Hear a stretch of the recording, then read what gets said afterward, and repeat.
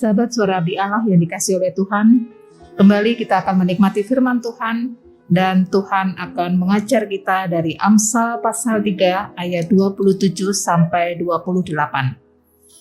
Janganlah menahan kebaikan daripada orang-orang yang berhak menerimanya, padahal engkau mampu melakukannya. Janganlah engkau berkata kepada sesamamu, pergilah dan kembalilah, besok akan kuberi. Sedangkan yang diminta ada padamu. Sahabat Suara Abdi Allah yang dikasihi oleh Tuhan, kitab Amsal merupakan kumpulan dari wejangan-wejangan.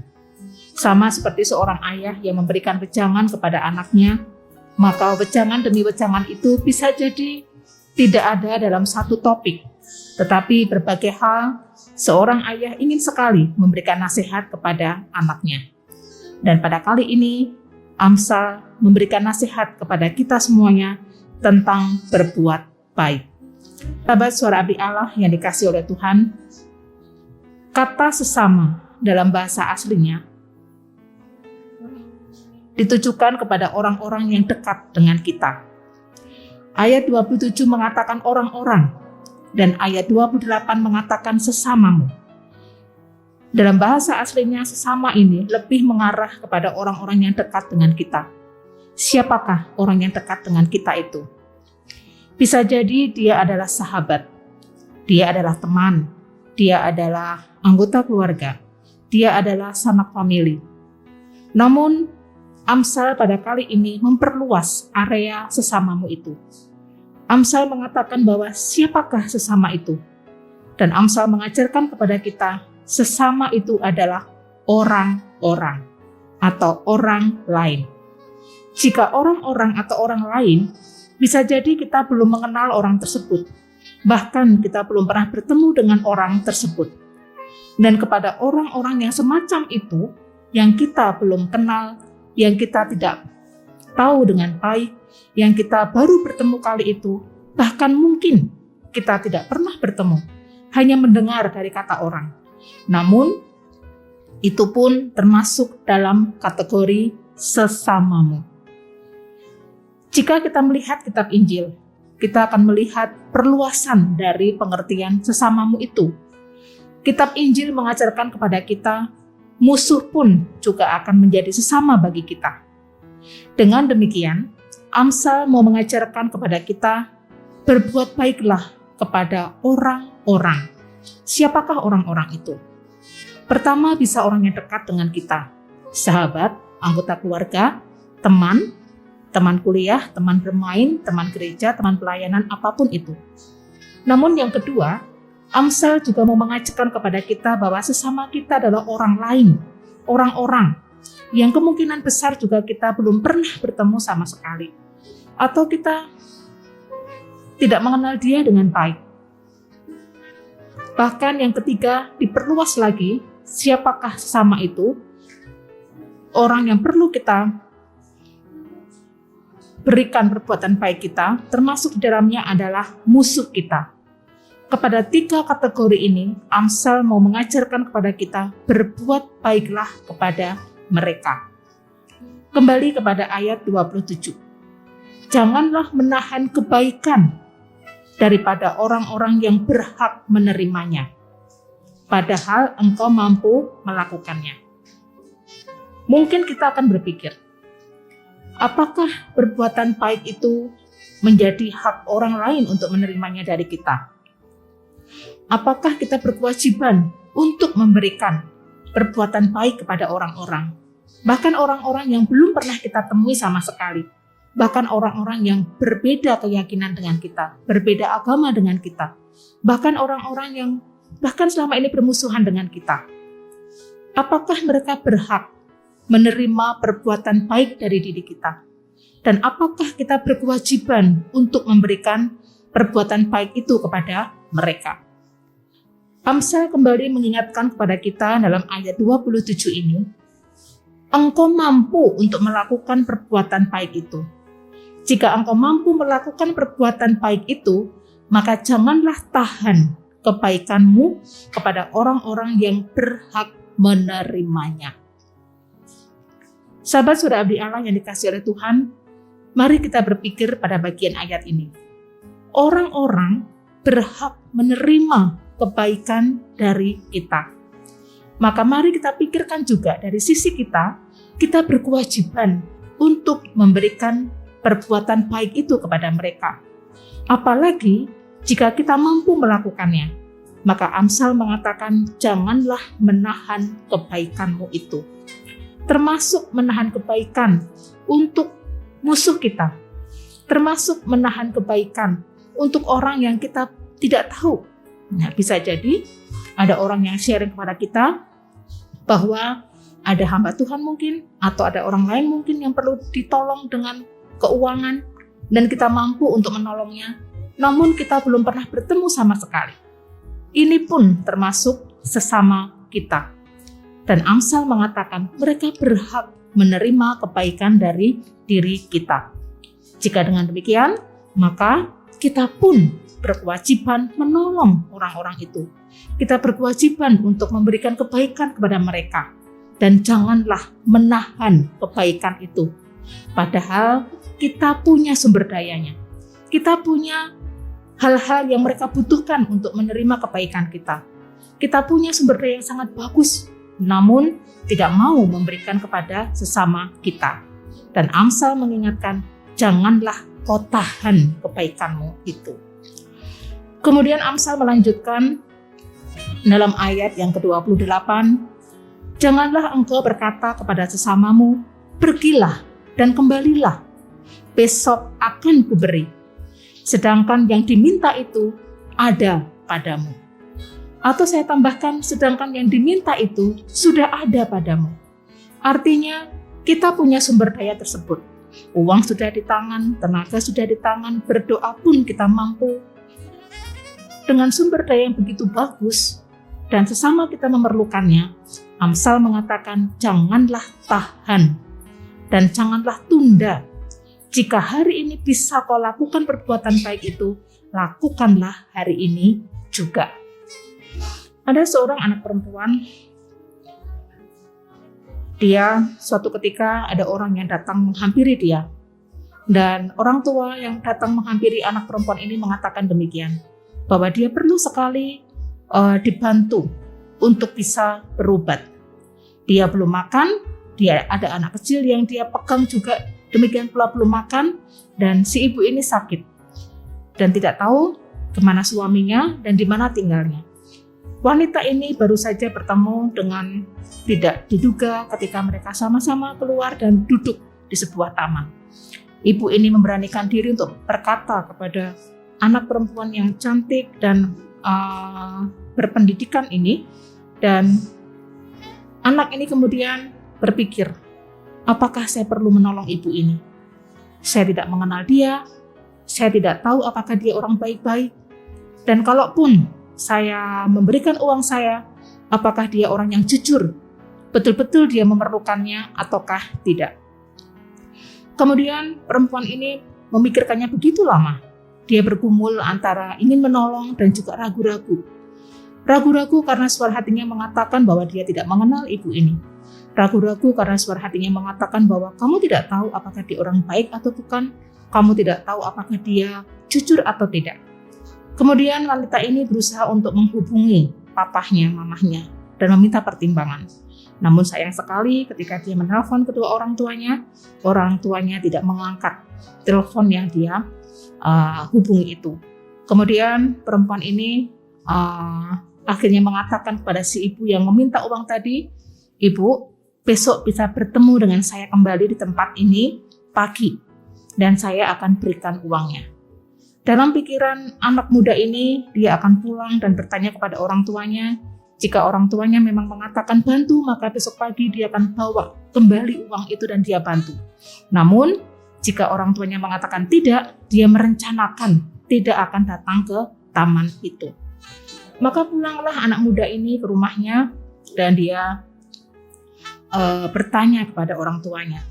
Orang tuanya menyarankan kepada anak muda ini, tolonglah nak, ya, kalau memang dia kelihatan begitu lusuh dan apalagi tidak makan, ya, bisa jadi dia memerlukan. Pergilah besok ke sana dan bawalah makanan serta baju yang cukup hangat untuk menolong dia. Kemudian pagi-pagi anak muda ini datang ke taman lagi, tempat itu, dan dia bertemu dengan si ibu yang sedang ada di taman itu, dan kagetlah anak perempuan ini. Karena si ibu tersebut ternyata belum pindah tempat sejak kemarin bertemu dengan anak perempuan ini. Anaknya sudah meninggal dan si ibu ini begitu stres sekali. Dia hanya bisa menangis tempat itu tanpa bisa berbuat apa-apa. Dia telah kehujanan karena semalam hujan dan tidak ada orang-orang di taman itu karena memang situasinya hujan. Menangis pun ibu ini sudah tidak berdaya, karena untuk menangis pun dia perlu tenaga. Sementara perutnya kosong dan anak yang dia gendong pun telah meninggal. Maka sedihlah hati si wanita muda ini. Dia menyalahkan dirinya, kenapa aku menahan kebaikanku? Padahal kemarin aku telah membawa uang itu, aku telah pegang uang itu, dan sudah bisa untuk diberikan kepada perempuan ini. Tapi mengapa aku menundanya? Dan akhirnya ternyata bantuan yang dia tunda itu sudah terlambat. Karena anak yang ada dalam gendongan si ibu tua ini telah meninggal, dan ibu ini pun dalam keadaan yang lemah sekali, bahkan hampir pingsan. Sahabat Suara Abdi Allah, ketika kita menahan kebaikan kita, bisa jadi kita akan menyesal. Banyak hal yang terjadi di luar pikiran kita. Bantuan yang terlambat kita berikan bisa membuat orang lain menjadi semakin malang, bisa membuat orang lain menjadi semakin menderita. Sementara sumber daya itu telah ada dalam diri kita. Namun kita menahan-nahan kebaikan itu. Bahkan meminta orang lain untuk pergi dan kembali lagi, besok akan kuberi. Sahabat Suara Abdi Allah dikasih oleh Tuhan, Allah begitu mengasihi kita. Saudara dan saya diberikan sumber daya yang begitu luar biasa. Uang ada di tangan kita, badan kita sehat, waktu kita punya banyak. Ketika orang lain memerlukan kebaikan kita, janganlah tahan, janganlah tunda, janganlah berpikir masih ada hari esok. Kita tidak tahu apa yang akan terjadi ke depan. Bahkan jika ada orang yang ingin berkeluh kesah kepada saudara dan saya, dan kita semuanya begitu sibuk, jangan tahan orang lain untuk mencurahkan isi hatinya dengan mengatakan, besok ya, sekarang saya sedang sibuk. Atau kita akan berkata, bisa nggak nanti malam? Saya masih ada pekerjaan yang belum selesai. Dan kita merasa terganggu. Padahal orang itu perlu telinga untuk mendengar perkataan dia. Orang itu perlu hati untuk memberikan saran kepada dia. Bisa jadi ketika kita menunda-nunda orang itu untuk bercerita dan mencurahkan isi hatinya, orang itu akan pergi kepada orang lain dan akan mendapatkan orang yang salah, mengarahkan dengan tidak baik, malah mungkin tidak benar. Bisa jadi orang yang kita tolak itu menjadi putus asa dan dia menjadi bunuh diri. Karena kita telah menahan kebaikan itu. Dan ingatlah, mereka berhak menerima kebaikan yang kita terima. Dan kita berkewajiban untuk memberikan kebaikan itu. Ada seorang laki-laki yang terkenal sangat pelit. Dalam hidupnya hanya ada kamus tentang menerima. Dia tidak punya kamus untuk memberi. Dia hanya punya kamus untuk menerima dan mengambil. Dia lebih senang untuk mengambil barang atau uang dari orang lain. Dia lebih senang untuk menerima barang atau uang atau bantuan dari orang lain. Namun, dia tidak senang untuk memberikan bantuan itu.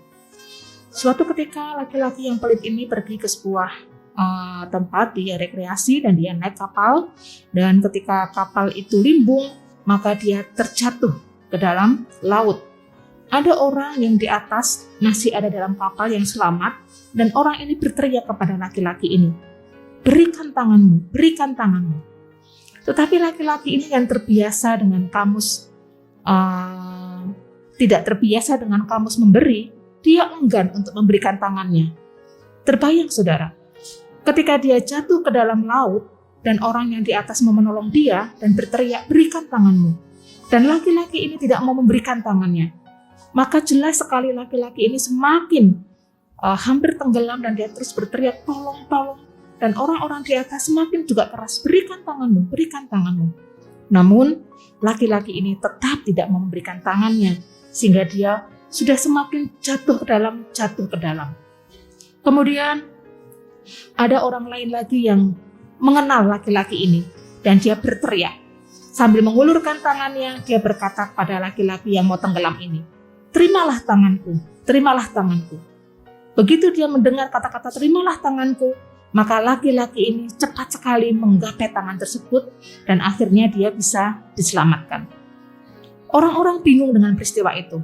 Kemudian bertanya kepada orang yang menyelamatkannya, "Kenapa ketika engkau mengatakan terimalah tanganku, orang itu mau diselamatkan dan mengulurkan tangannya? Namun ketika kami berteriak, berikan tanganmu, kenapa laki-laki itu menolak sehingga dia nyaris semakin tenggelam?" Maka orang yang menolong laki-laki yang pelit ini pun berkata, "Itulah dia. Dalam kehidupannya dia hanya berpikir tentang menerima, mengambil. Dia tidak pernah berpikir tentang memberi. Sehingga ketika kalian berteriak, berikan tanganmu, dia enggan memberikan tangannya dan dia celaka sendiri. Namun ketika orang lain menawarkan bantuannya, terimalah, baru dia mengambilnya." Sahabat suara abdi Allah yang dikasih oleh Tuhan, tipe orang semacam itukah kita? Tipe orang Kristen yang Tuhan kasih sumber daya begitu banyak. Kita punya uang yang cukup di atas kebutuhan kita. Kita punya waktu yang 24 jam pun masih bisa kita atur-atur bagaimana caranya kita menggunakannya. Kita punya tenaga yang sehat. Namun ketika orang lain memohon pertolongan kepada kita, kita menahan kebaikan kita. Kita menunda-nunda kebaikan kita. Dan hal fatal pun bisa terjadi atas orang itu. Tipe orang semacam itukah kita? Ketika ada orang lain yang minta pertolongan, kita malah bertanya, "Siapa kamu? Aku tidak mengenal kamu. Siapa dia? Saya harus menolongnya. Padahal kami tidak pernah bertemu sama sekali." Atau mungkin kita akan bertanya, "Agamanya apa sehingga saya perlu menolong dia?"